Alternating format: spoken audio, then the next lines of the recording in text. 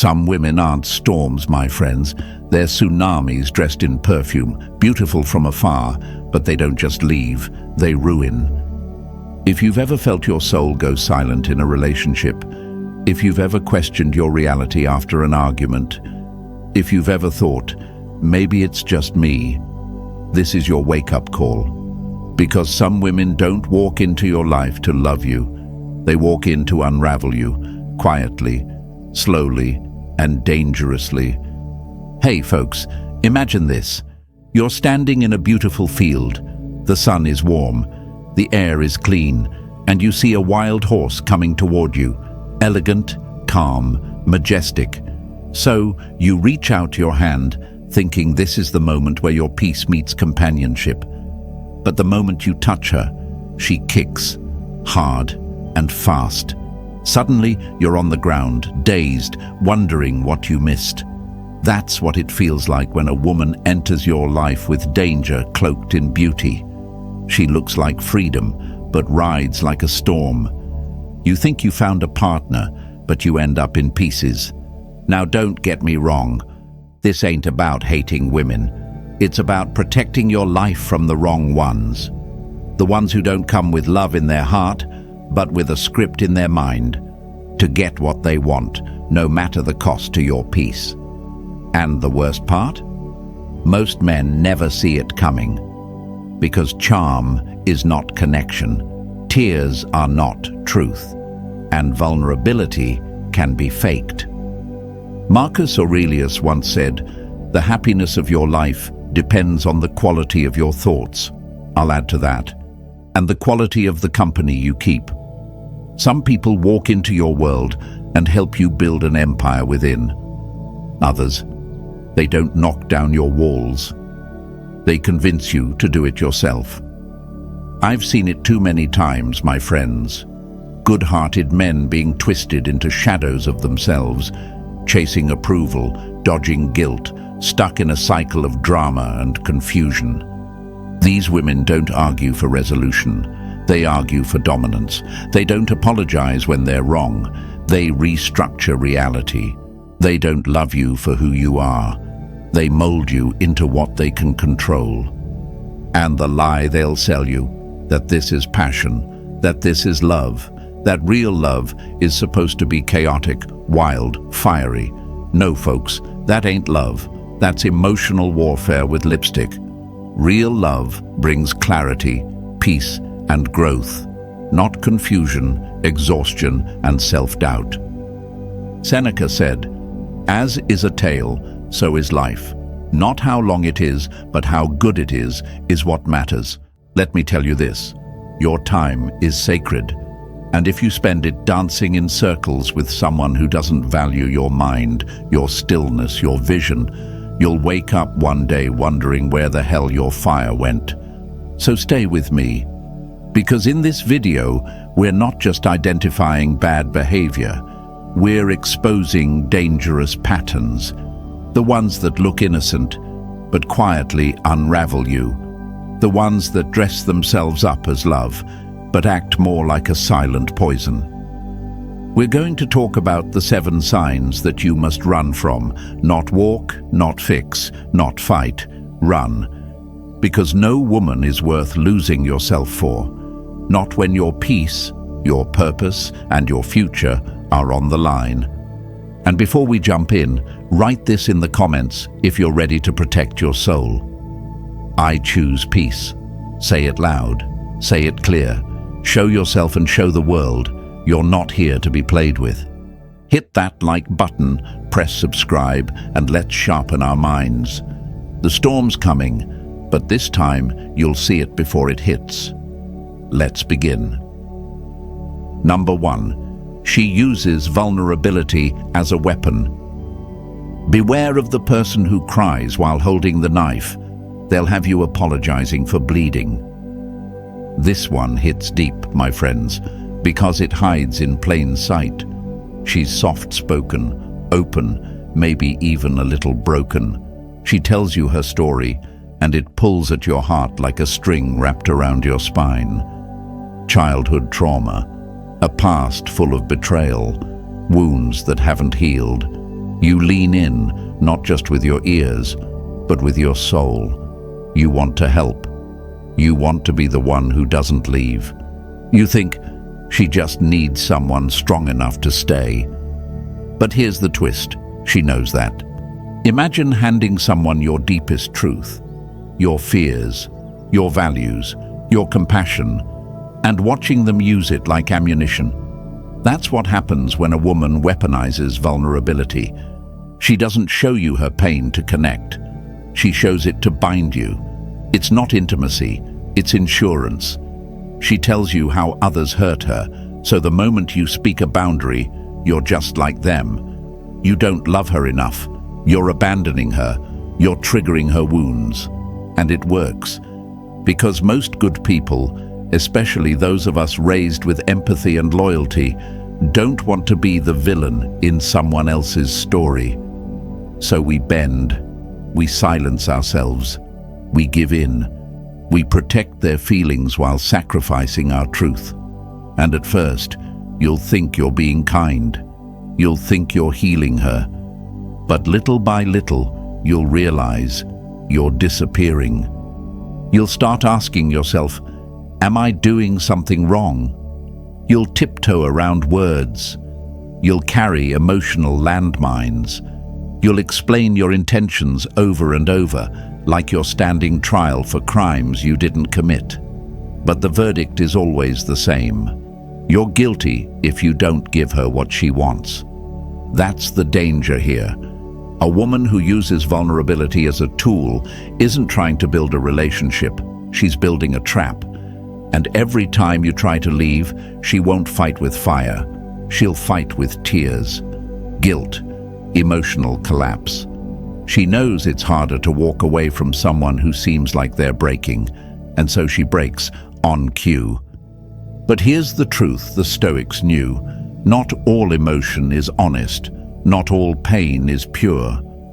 Epictetus once said, "It's not what happens to you, but how you react to it that matters." And if her only reaction is to collapse and manipulate whenever she doesn't get her way, that's not sensitivity. That's emotional control dressed up as softness. And I get it. It's not easy to walk away from someone who's been through pain, especially when you've got a good heart. You might tell yourself, she just needs time, or I can love her out of her darkness. But you're not her therapist. You're not her emotional punching bag. You're not the redemption story she writes to avoid doing the real work. If she doesn't take accountability, if she uses her past as a shield and a sword, if every boundary you set turns into another round of emotional hostage-taking, you're not in a relationship. You're in a prison made of guilt and good intentions. But you don't have to stay there. You can choose clarity over confusion, truth over tactics, power over pity. You can love someone and still walk away. You can feel empathy without surrendering your identity. And the moment you do, that moment you say, no more, with calm and conviction. You take back the one thing she fears most, your freedom. Marcus Aurelius said, "You have power over your mind, not outside events. Realize this, and you will find strength."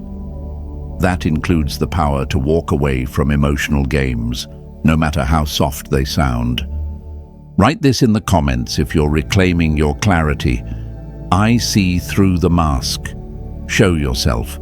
Show the world. Because this is where it begins, where you stop mistaking emotional manipulation for connection. And what's coming next? It's even more subtle, because the next type doesn't cry. They reflect. They mirror you. Stay with me.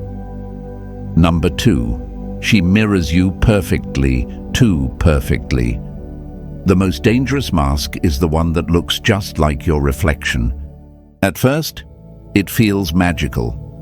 You meet her, and suddenly, it's like someone reached inside your soul and said, "Here, this is what you've been searching for." She laughs at your jokes before you finish them. She likes your favorite books.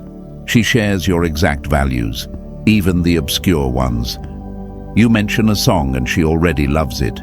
You talk about your childhood, and somehow hers was eerily similar. It's like you're looking into a mirror, but not just any mirror, a perfect mirror. And that, my friends, is the danger. Because real connection takes time. Real compatibility reveals itself slowly.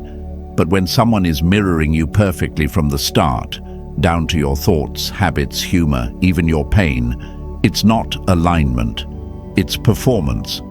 You're not falling in love with a person. You're falling in love with a reflection.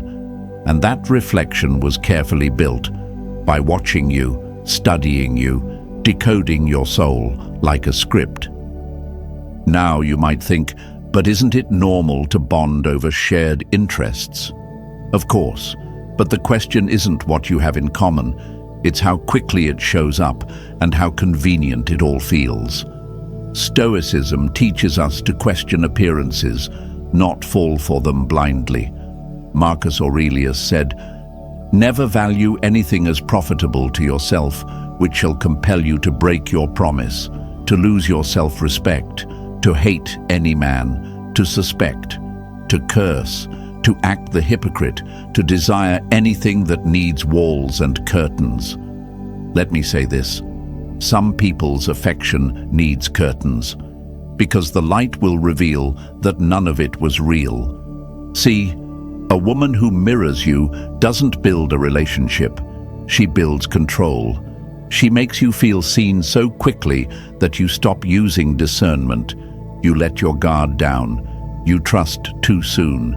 You invest deeply, because who wouldn't when it all feels this right? But that comfort isn't connection. It's a trapdoor. And when she has you emotionally hooked, the mask starts to slip. Slowly, subtly. One day, she flips on something small. You're confused, but you shake it off. The next day, she criticizes the same dream she used to praise. You pause. Wasn't she the one who supported that idea? But by then, you're in too deep. You've projected your own soul onto her empty canvas, and now when she shifts, it doesn't make sense. So you blame yourself. You try harder. You chase the version of her that mirrored you. But that version was never real to begin with. And that's the trick. A chameleon doesn't forget what color you liked. They just change when it's no longer useful. A woman who mirrors you isn't interested in growing beside you. She's interested in gaining access. Access to your heart, your secrets, your plans, your peace. And once she's inside, the dynamic changes. Because mirrors don't love you back. They just reflect your light until they turn cold. It's easy to fall for it, especially when you've waited a long time for someone who gets you. It feels like fate, like destiny. But let me break a lie right now. The fastest connections are often the most dangerous. Fireworks burn bright and fast, but they leave ashes. And real love takes time, disagreements, growth, vulnerability that unfolds, not explodes. If you find yourself with someone who always agrees, who never questions, who mimics your emotions instead of revealing their own, pause, breathe. Ask yourself, who am I really connecting with? A soul or a mirror? Seneca once said, "He who is brave is free." And you must be brave enough to walk away from illusions, no matter how beautiful they seem. Because illusions can't hold you. They only haunt you once they vanish. Write this in the comments if you're waking up to the truth. I choose real over reflection. Say it. Claim it. Because the more you see clearly, the more you protect yourself from the masks that study you, not to love you, but to use you. And stick with me, because next we're going into even murkier territory. Because some women don't just mirror you, they hide behind innocence while lighting matches behind your back. Let's talk about it. Number 3, she plays innocent but creates chaos. Some of the most dangerous fires are started by people who swear they hate the heat. She doesn't yell, she doesn't curse, she doesn't break things or make dramatic exits. No, my friends, her power lies in subtle chaos. The quiet kind. The kind that smiles while pulling strings behind the curtain, then shrugs and says, "I don't know what happened." And at first, you won't either. You see, she wears innocence like a halo, soft-spoken, gentle, maybe even a little clumsy in how she doesn't mean to upset anyone, and the world buys it. People call her sweet, sensitive, fragile, but somehow, drama follows her like a stray dog that never leaves her side. Every friend group, there's tension. Every job, there's a toxic boss. Every ex, he was controlling, narcissistic, crazy. You hear it again and again, and part of you wants to protect her. You think, poor girl. The world's been unfair to her. But if you pay attention, if you slow down and observe, you'll start to notice something that chills your blood. She's always the common denominator. She plays the victim in every fire she sets. And the worst part, she's so good at acting surprised when everything burns. She'll look at the ashes and say, "I don't know why people turn on me." But deep down, she does. She knows exactly how to drop comments that stir tension in a room, how to push people just enough to snap, then step back and act wounded. She doesn't fight dirty because she never lets you see the punch, but you'll feel it. In your mind, in your peace, in your soul. Imagine this. You're living in a house that always smells like smoke. Not full flames, just smoke. You can't figure out where it's coming from. You check the stove, the wiring, the attic, but nothing adds up. And just when you start to question your own sanity, she says, "You're so anxious all the time. Maybe it's you." That's the trap. She lights the fire, then blames you for the heat. And you start to believe it. You question your judgment. You find yourself constantly confused, trying to trace back why things feel off, why that friend pulled away, why your mood is up and down, why you feel exhausted after conversations that seemed so normal. This is not just emotional exhaustion. It's psychological warfare served with a smile. Epictetus said, "If someone succeeds in provoking you, realize that your mind is complicit in the provocation." And a woman like this? She's an expert at provoking, without ever getting her hands dirty. She gets under your skin, then calls you too sensitive. She triggers a reaction, then says you're overreacting. And if you defend yourself too strongly, suddenly you're the problem. But here's the truth she doesn't want you to realize. You were never the unstable one. You were just responding to a pattern of covert manipulation. It's not always what she says, it's what she implies. It's the unspoken expectations, the passive-aggressive silence, the twisted version of events that make you question reality. Why do men fall into this trap? Because the damage isn't loud, it's quiet, it's hidden behind pretty eyes and soft tones. And because as men, especially those with empathy, we want to believe the best in people. We want to be the strong one. We want to give the benefit of the doubt. But there comes a point, my friends, where doubt becomes poison, and your peace is too expensive to keep spending on someone who only thrives in conflict. Marcus Aurelius wrote, "The best revenge is to be unlike him who performed the injustice." And in this case, your strength is in clarity, in not stooping to confusion, in choosing calm over chaos, even when it's wrapped in pretty packaging. So what do? You step back. You stop explaining yourself to someone who doesn't want truth, only control. You don't fight her games. You leave the board. You protect your mind. Because in the long run, That sweet girl might cost you the sharpest parts of your soul. Write this in the comments if you've had enough of the hidden fires. I walk away from chaos. Say it, mean it. Show it to yourself and to every mask that tried to fool you. And stay close, because next we talk about the woman who doesn't use drama or reflection. She uses intimacy itself as a weapon. Let's go deeper. Number 4, she pressures intimacy before trust. If someone hands you the key to their house on the first day, don't be flattered, be cautious. A rushed invitation is often a trap, not a treasure. Some things in life are meant to unfold slowly, like trust, like real connection, like love that has roots, not just wings. But there are women out there, my friends, charming, intense, magnetic, who don't wait for trust to grow. They skip the foundation and go straight for the roof. And if you're not grounded, you'll mistake that speed for something special.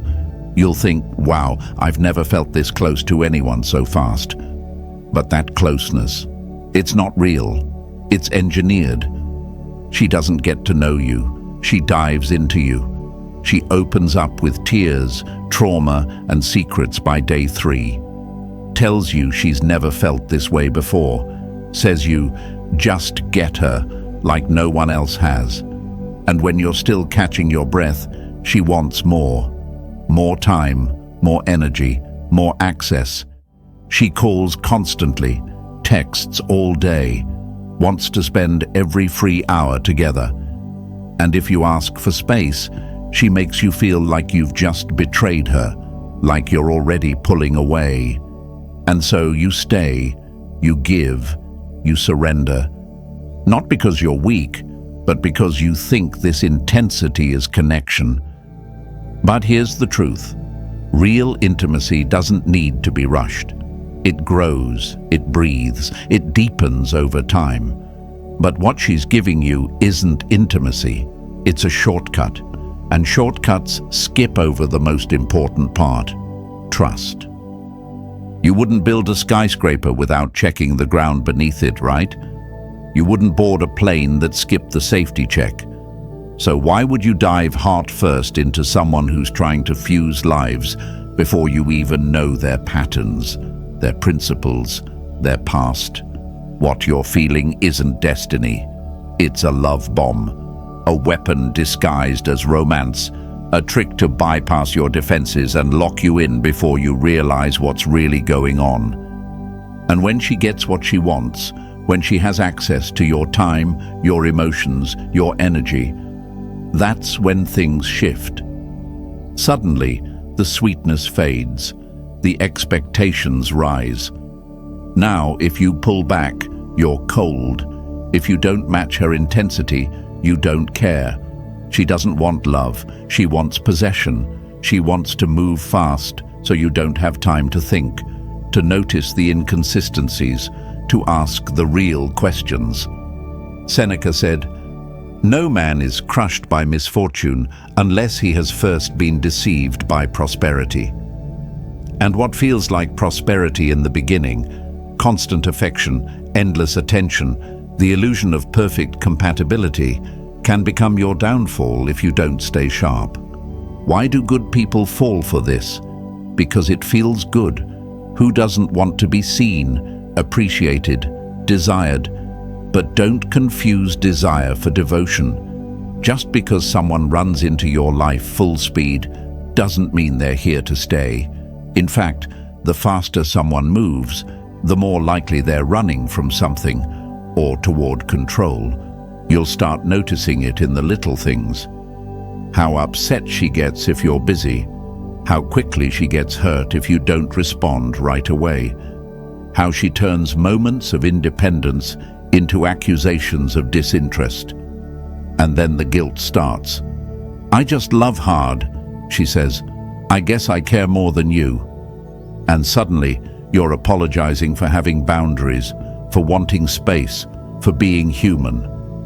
But here's what Stoic wisdom will remind you of every single time. Nothing great is created suddenly. Real relationships don't erupt. They evolve. They don't demand. They earn. So if you feel yourself swept into a romance that moves faster than logic, slow it down. Ask yourself, do I really know this person, or just the version she showed me? Because love without trust isn't love. It's lust dressed up in urgency. And you deserve better than that.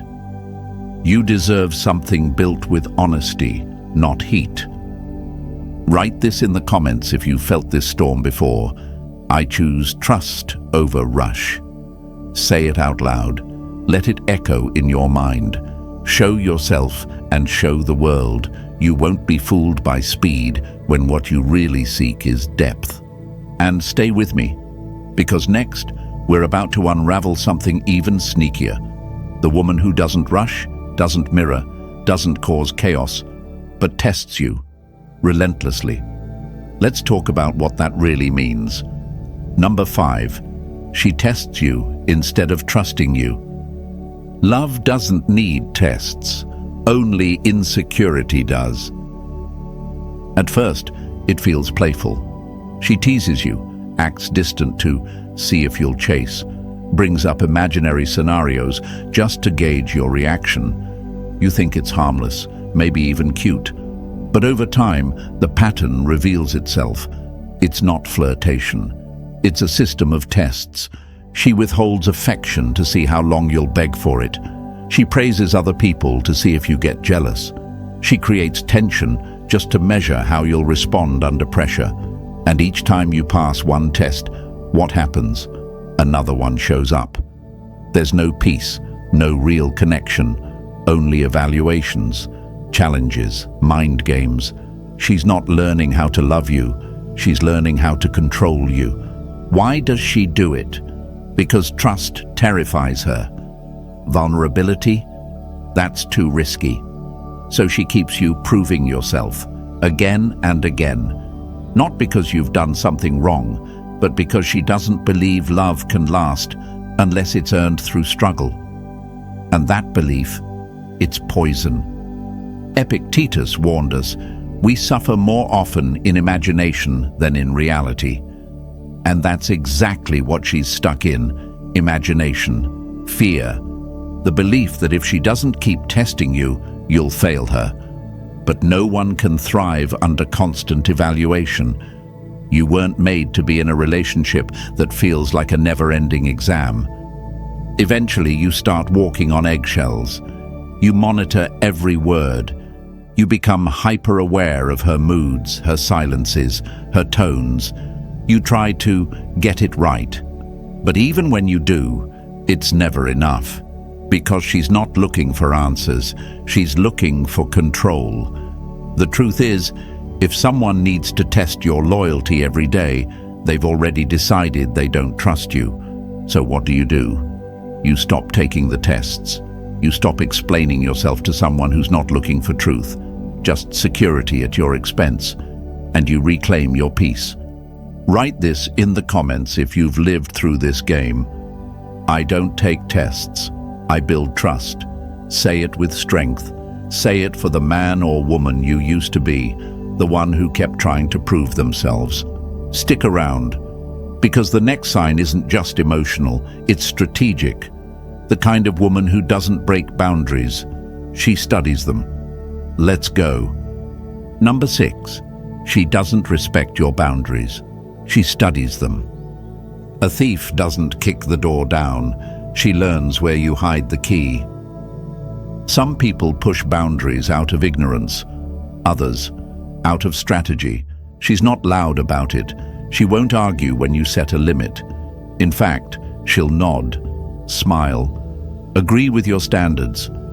But watch closely, because her real intentions show in the patterns, not the promises.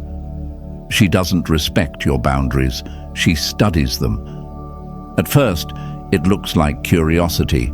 She asks deep questions, wants to know about your childhood, your fears, what you don't tolerate.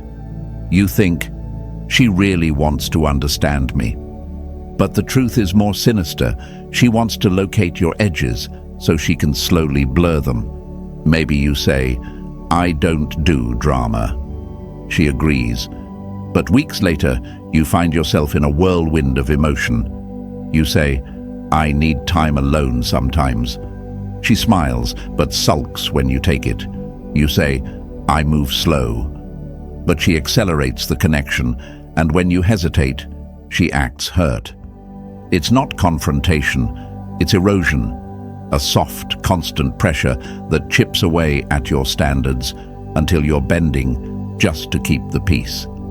Marcus Aurelius said, "The soul becomes dyed with the color of its thoughts, but a soul surrounded by manipulation becomes dyed by someone else's agenda." She wants access, not partnership. She learns the rules just to find the loopholes. And if you confront her, she'll play innocent. "I didn't mean to. I thought it was okay. You didn't say it like that." Gaslight, deflect, deny. And here's where the danger lives. It's all so subtle. You don't notice your lines being crossed until they're gone. You start questioning yourself. You start making excuses. You start thinking maybe your boundaries were too harsh, but they weren't. You were just being clear, and clarity to the wrong person feels like a threat. So what do? You hold your line, firm, unshaken. You don't just state your boundaries, you enforce them, not through anger, but through action. Write this in the comments if you're done shrinking to be understood. My boundaries are not negotiable. Say it for yourself. Say it for the peace you're reclaiming. Next up, we talk about masks. Because some people don't just cross lines, they become someone else completely. Let's go.